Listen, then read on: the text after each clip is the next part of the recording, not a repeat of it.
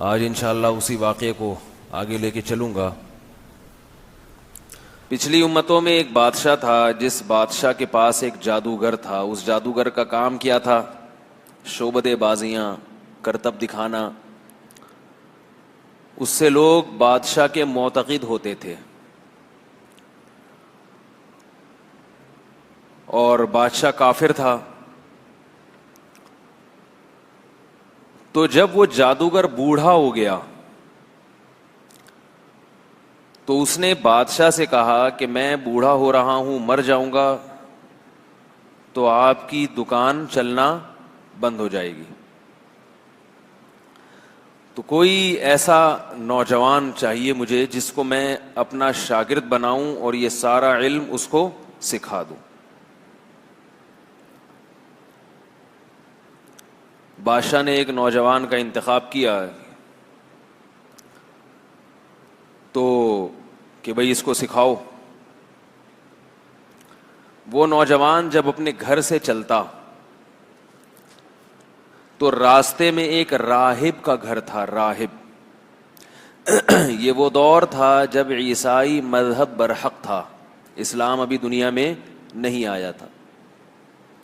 اسلام کے دنیا میں آنے سے پہلے کون سا مذہب برحق تھا یہ تو آپ کو معلوم ہوگا نا، حضرت عیسیٰ علیہ الصلاۃ والسلام کا دین۔ تو وہ نوجوان آیا کرتا جادوگر کے پاس، راستے میں راہب کا گھر تھا تو تھوڑی دیر کے لیے اس کے پاس بھی بیٹھ جایا کرتا۔ راہب کس کی باتیں کرتا تھا؟ اللہ کی۔ راہب کے پاس سے اٹھ کے جاتا، پھر جادوگر کے پاس جا کے بیٹھتا، واپسی میں پھر راہب کے پاس سے ہوتا ہوا جاتا۔ تو راہب کے پاس ایک سفر میں 2 دفعہ اور جادوگر کے پاس بولو بھائی 1 دفعہ۔ تو رنگ کس کا چڑھنا تھا؟ راہب۔ سے کیا پتا چلا کہ بھائی اپنے بچوں کو انسان کا بچہ اگر بنانا ہے تو ٹی وی کے پاس کم بٹھاؤ، علماء کے پاس زیادہ بیٹھاؤ۔ جتنی دیر وہ ٹی وی کے پاس بیٹھتا ہے نا، اس سے زیادہ دیر مولوی صاحب کے پاس بٹھاؤ اس کو۔ تو وہ جو جادوگر تھا نا، اس کی چکنی چپڑی باتوں سے نوجوان متاثر ہونے لگا، اور ادھر پادری کی باتیں بھی تھیں تو وہ بیچارہ گڑمڑ ہو گیا، سمجھ میں آیا میں کروں کیا۔ ایک دن ایسا ہوا کہ وہ نوجوان کہیں سفر کرتا ہوا جا رہا تھا تو راستے میں ایک بہت بڑا اژدہا جس نے لوگوں کا راستہ روکا ہوا تھا۔ لوگ خوف زدہ تھے کہ ہم یہاں سے گزرے تو یہ ہم میں سے کسی کو کھا جائے گا۔ اژدہے تو اب ڈاکومنٹری میں آپ دیکھیں پورے انسانوں کو ایسے ہڑپ کر جاتے ہیں، ثابت نگل لیتے ہیں۔ تو اب یہ کھڑا ہوا ہے نوجوان، یہ بھی کھڑا ہو گیا، یہ کیا مسئلہ ہے بھائی؟ اس نے ایک پتھر اٹھایا، ظاہر ہے اژدہے پتھر سے نہیں مرتے، اتنا بڑا اژدہا اور ایک پتھر مارنے سے کہاں مرے گا۔ اس نے ایک پتھر اٹھایا اور اللہ سے دعا مانگی کہ اللہ میں کنفیوز ہوں کہ راہب کا دین سچا ہے یا جادوگر کا۔ اگر راہب کا دین سچا ہے تو اس پتھر سے اس اژدہے کو تو ہلاک کر دے، ایک نشانی مجھے دکھا دے۔ یہ کہہ کے اس نے پتھر مارا اور وہ اژدہا ہلاک ہو گیا۔ ابھی اللہ کی ایک بہت بڑی نشانی دیکھ لی۔ جب اللہ اپنی بہت بڑی نشانی کسی کو دکھاتے ہیں تو پھر آزمائش بھی اسی حساب سے لیتے ہیں اس سے۔ اس لیے غیب پہ ایمان لاؤ، یہ بہتر ہے۔ اللہ سے ایسی نشانیاں مت مانگا کرو۔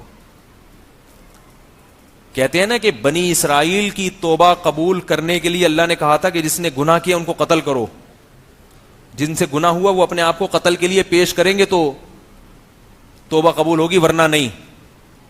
جبکہ امت مسلمہ کے بارے میں کیا قانون ہے کہ جتنا بڑے سے بڑا گناہ ہو جائے چپکے سے جا کے اللہ کے سامنے 2 آنسو بہاؤ، معافی مانگو تو بس معاف کر دیں گے ہم۔ بنی اسرائیل کے ساتھ ایسا معاملہ اس لیے ہوا کہ انہوں نے کہا تھا کہ اے موسیٰ ہم اس وقت تک اللہ پر ایمان نہیں لائیں گے حتی نر اللہ جہرتن، ہم اس وقت تک اس کتاب کو اللہ کی کتاب نہیں مانیں گے جب تک ہم اللہ کو اپنی آنکھوں سے نہ دیکھ لیں. تو جیسے ان کا اللہ پر ایمان کا معیار بہت اونچا تھا, تو ان کی توبہ کی قبولیت کے لیے اللہ کا معیار بھی بہت اونچا تھا کہ تم بغیر دیکھے نہیں مانتے, تو ہم بھی تمہارے اخلاص کا امتحان لیں گے کہ اگر تم توبہ میں مخلص ہو تو اپنے آپ کو قتل کے لیے پیش کرو, تو مان جائیں گے دل سے توبہ کر رہے ہو. اس امت میں صحابہ کرام نے نبی سے کبھی یہ مطالبہ نہیں کیا کہ اے نبی ہم اس قرآن پر ایمان اس وقت لائیں گے جب ہم دیکھیں گے اپنی آنکھوں سے کہ آسمان سے قرآن اتر رہا ہے, یا ہم اللہ کو اپنی آنکھوں سے دیکھیں. جو کہا غیب پر ایمان لے آئے, اور ہم بھی غیب پر ایمان لائے ہیں. تو اللہ نے کہا کہ جب تم غیب پر ایمان رکھتے ہو تو تمہاری توبہ بھی غیب کے پردوں سے ہی قبول ہے, اس کے لیے دلیل نہیں چاہیے مجھے بس. تو اس لیے نشانیوں کا مطالبہ نہ کیا کرو. جب کوئی نشانی دیکھ کے ایمان لاتا ہے تو اس کی آزمائش بہت سخت ہوتی ہے پھر. تو اس نوجوان نے جب وہ پتھر مارا ہے تو وہ اژدہا ہلاک ہو گیا. ویسے بھی اس کا گمان یہی تھا کہ راہب کا دین برحق ہے, تو یہ اور مضبوط نشانی. اب ہوا یہ کہ اس نوجوان نے کلمہ پڑھ لیا اور اعلان کر دیا اور اللہ کی عبادت میں لگ گیا. جب وہ اللہ کی بہت زیادہ عبادت میں لگا ہے تو اللہ کی قدرت تھی کہ اللہ نے اس کے ہاتھ پہ بعض کرامتوں کا ظہور شروع کر دیا, یعنی اس کے ہاتھ پہ بعض کرامتیں ظاہر ہونا شروع ہو گئیں. نابینا کی آنکھوں پہ ہاتھ پھیرتا تو بینائی واپس لوٹ آتی. کوڑ کا مرض پہلے زمانے میں لا علاج تھا, کوڑ کے مریض کو ہاتھ پھیرا, اس کی بیماری ایک دم ختم ہو گئی.